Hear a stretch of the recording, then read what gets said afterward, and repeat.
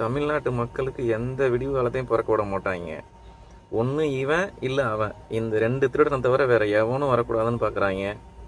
எந்த ஒரு கட்சிக்குமே எந்த ஒரு அரசியல்வாதிக்குமே கொடுக்காத நெருக்கடி ஏன் விஜயோட ஒரு எங்கே ஒரு மீட்டிங் போட்டாலும் சரி, அவர் ஒரு பரப்புரைக்கு வந்தாலும் சரி, எதையுமே செய்ய விடாமல் எதுக்கு இவ்வளோ நெருக்கடி கொடுக்குறாங்கன்னு தெரியல.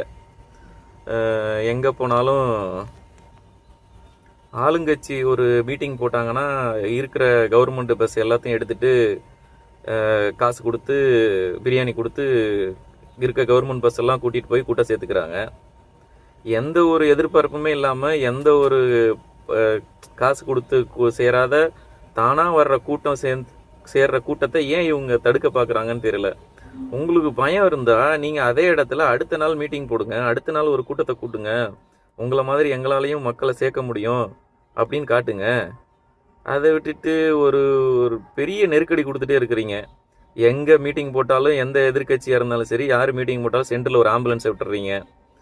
இந்த காவல்துறை என்ன பண்ணுறாங்கன்னு தெரியல. ஒரு கட்சியோட மீட்டிங்கு ஒரு ஒரு ஒரு ஒரு அரசியல்வாதியோட ஒரு நிகழ்ச்சி நடந்துட்டு இருக்குது. அந்த இடத்துல ஒரு ஆம்புலன்ஸ் ஏன் சென்டரில் உள்ள பூந்து வரணும்?